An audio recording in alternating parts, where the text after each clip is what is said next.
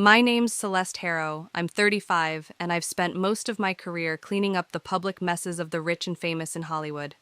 Crisis management is my thing, spin timing control. I know how to handle chaos. Or so I thought. Because what I couldn't manage was my own husband, Jonah. 38, is a film composer. Quiet, kind, introspective to a fault. He's the type who can sit at a piano for 6 hours and not say a word and yet still make you feel something real. He balances me where I'm sharp, he softens. Where I charge, he observes. It's always worked, until it didn't. That night we were at a house party in the hills, thrown by Marcus Jonah's longtime friend, and a rising screenwriter who thinks he's more clever than he is. Everyone there was from Jonah's World producers, sound designers, post-grad film nerds who treated Jonah like a legend. I didn't know many of them, but I played my part, laughed when I needed to turn on the charm. Then the drinks started flowing, and somehow the topic turned to couples and survival scenarios. You know, those who would protect who if things got crazy kind of questions. Someone asked Jonah, "Would you take a bullet for Celeste?" and I laughed too fast. I shouldn't have. "Oh, Jonah," I said, tossing back my Prosecco.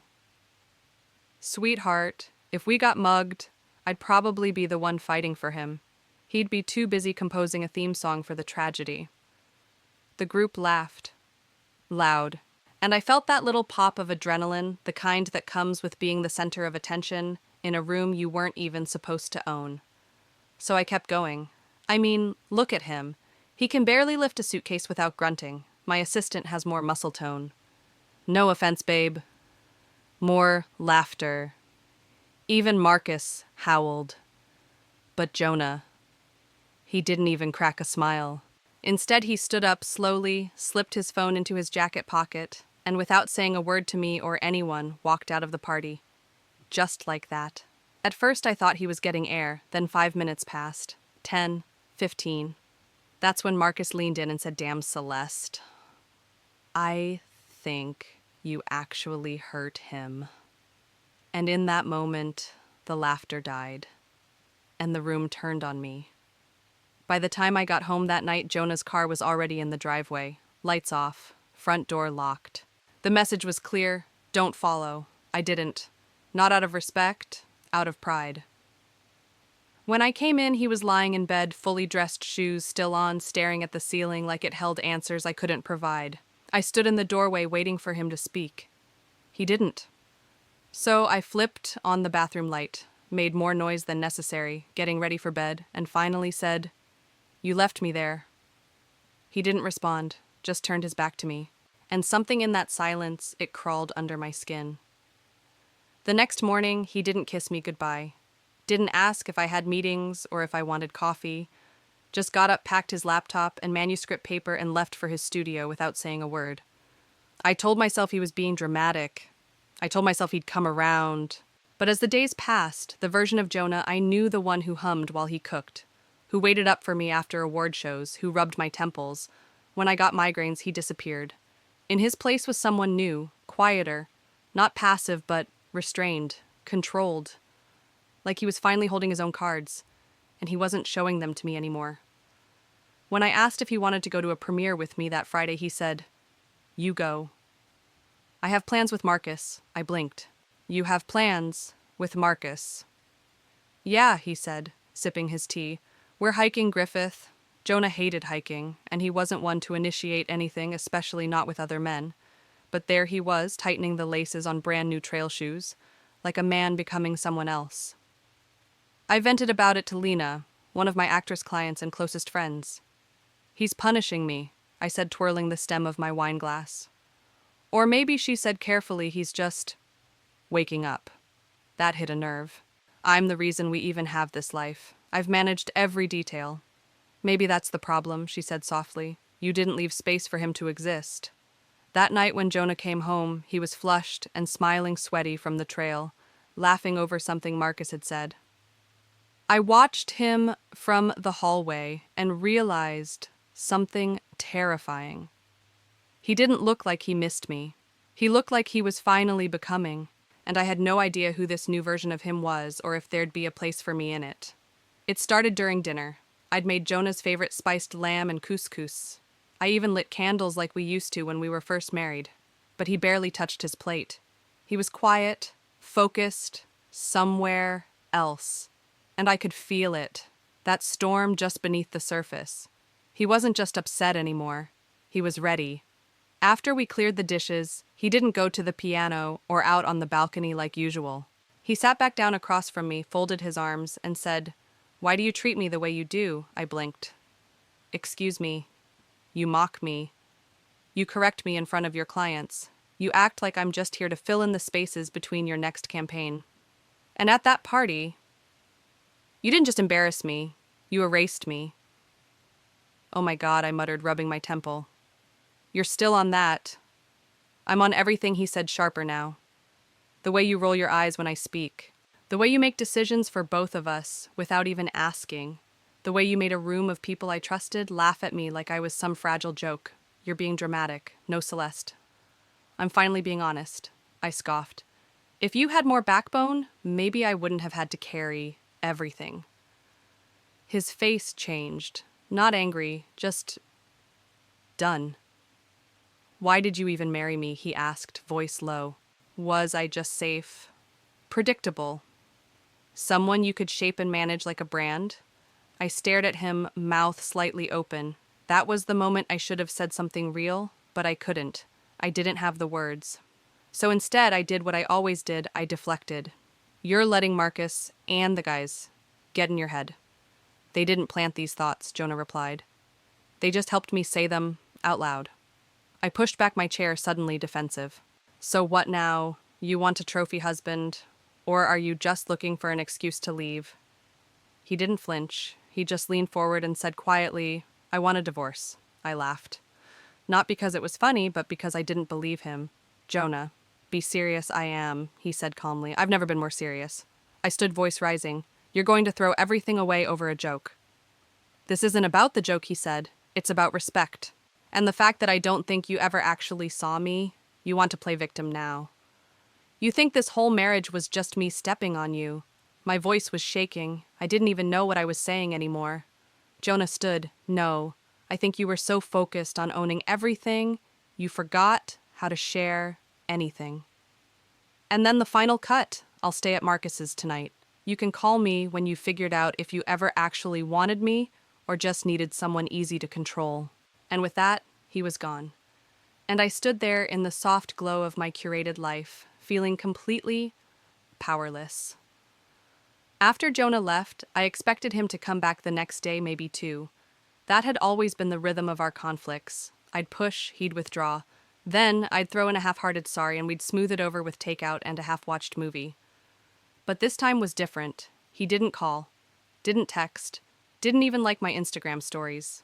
And for Jonah, who once sent me a bouquet because I looked sad in a Tuesday selfie that was a statement, I saw him 3 days later, briefly. He came by to pick up his keyboard and some notebooks. I met him at the front door, still in my robe, hair a mess, expecting something. But his tone was professional. "I'll grab my things and go. Don't worry, I'm not here to fight." He didn't even meet my eyes when he said it. I trailed him down the hall like a ghost in my own home. "So that's it. You're moving out." "I'm giving us space," he said. "You can't grow something if it keeps getting trampled." I hated that metaphor. It sounded like something his therapist, or worse, Marcus, would say. And yet, I didn't stop him. That night I called Lena, cried into the phone, told her Jonah was spiraling, that Marcus was stirring things up, that the whole thing was a melodramatic stunt. She was quiet for a long time before saying, "Are you sure this isn't just the first time he's stopped folding himself to fit inside your life?" That hit me in a place I didn't know existed. I didn't sleep. I kept replaying everything, the joke at the party, his silence, the moment he asked if I ever wanted him or just needed someone easy to control. I hated how calm he was, how clear. It was like he'd been preparing for this and I was just now catching up. And for the first time, I wasn't sure if I could. In the days that followed, I did what I do best. I staged a comeback. I posted old photos of us looking perfect on vacation, captioned them with lyrics from the love songs Jonah used to compose. I made sure mutual friends saw me casually grabbing drinks with other producers. I let the world know I was fine. Jonah wasn't reacting. Then came the invitation, an industry gala we were both supposed to attend honoring composers in film. Jonah was on the nominee list. I'd already RSVP'd. I thought it might be the moment we'd finally reconnect. A red carpet reunion, classic Hollywood redemption. He walked in an hour late without me and with someone else. Her name was Nina. Younger, fresh out of Juilliard. The type who still believed in movie scores and long, lingering eye contact. She was radiant in that effortless way only people without baggage are. And Jonah. He looked at her like she was music. I watched from across the ballroom holding a glass of champagne I suddenly couldn't taste. My assistant whispered, "Want me to intercept?" I shook my head. No point. Later, Jonah approached me near the dessert table. He was polite, distant. "Thanks for coming," he said. I smiled tightly. "Big night for you." He nodded. "Yeah, feels like a new chapter." And just like that, the conversation was over. I'd expected tears, confrontation, anything that proved he still cared. But he'd stopped trying to win me back because he wasn't interested in the game anymore. I left before the awards started. The valet couldn't get my car fast enough. Weeks passed. We existed in separate orbits. He returned once or twice to get the last of his things. Each time I tried to bait him into a fight, a reaction. But he was too measured now, too resolute. It was like all the weight I used to carry in our marriage had finally shifted to him, and he was standing taller for it. Then one night he came by unannounced. No warning, just knocked on the door around 8 p.m. I opened it and froze. "I'm not here to argue," he said. "I just need to know one thing." I stepped aside silently, and we sat at the kitchen table.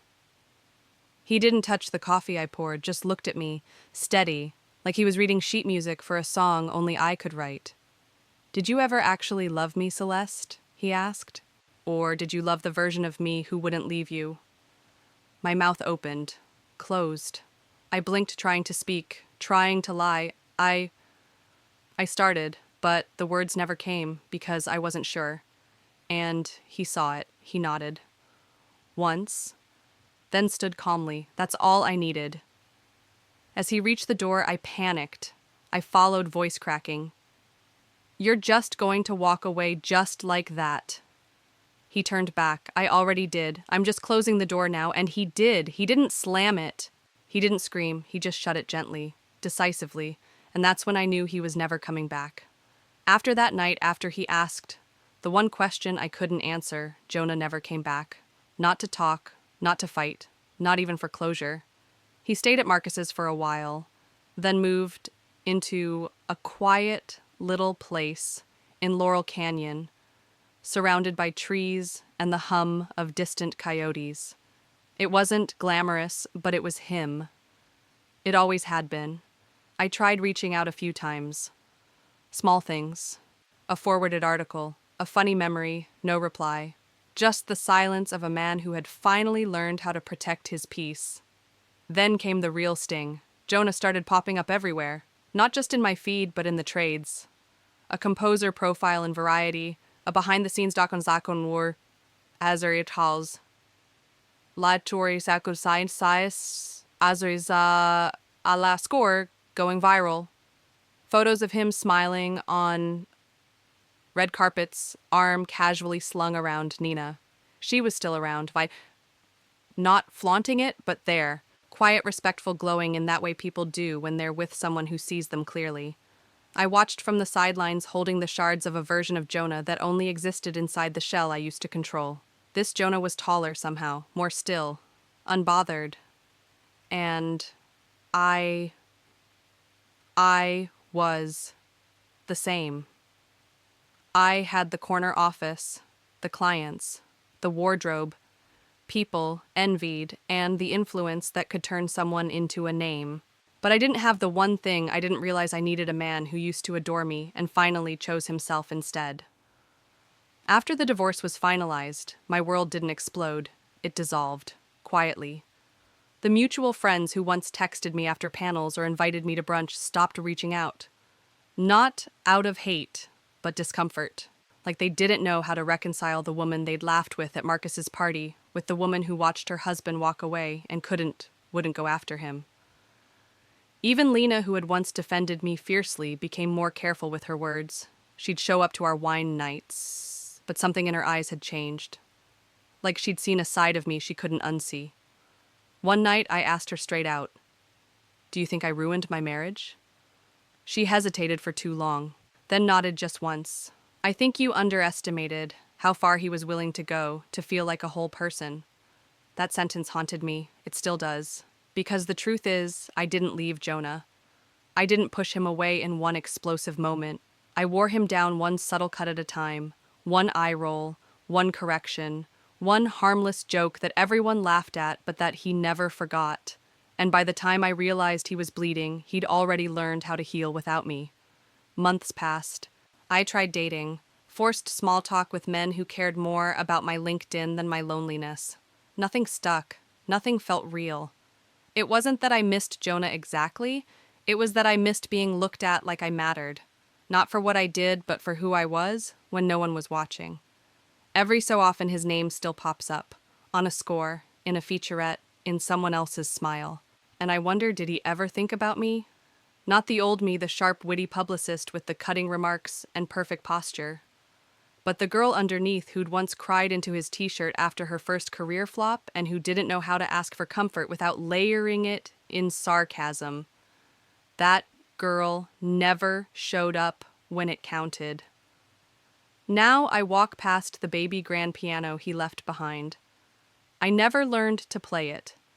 I used to say it clashed with the aesthetic of the room, but now I keep it there like a monument, not to the man I lost, but to the woman I never allowed myself to become.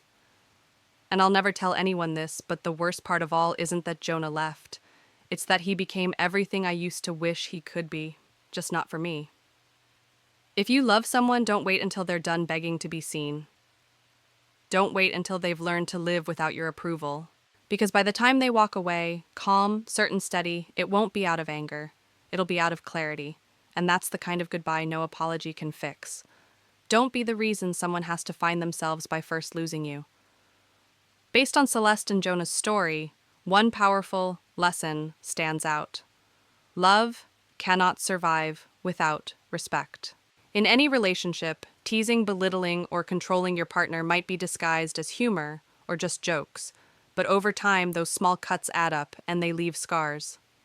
Celeste never realized that Jonah, the calm, gentle man who had always been patient, was slowly disappearing under the weight of her dismissiveness.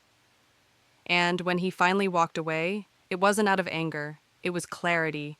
He didn't stop loving her, he just started loving himself more. This message isn't just for those in romantic relationships, it's a reminder for anyone who has ever held more power in a dynamic, whether in love, family, or work. Don't wait until someone lets go to realize how tightly they were holding on. And never mistake someone's silence for weakness. Often, it's the beginning of their healing. We must learn to listen with humility, to apologize without ego, and to never make the person we love feel small just to make ourselves feel bigger. Because one day, you might find yourself watching them become everything you once hoped they'd be: stronger, happier, fulfilled, but without you. Let this be a call to action. If you have someone in your life worth keeping, start treating them like they matter before they learn to live like you don't.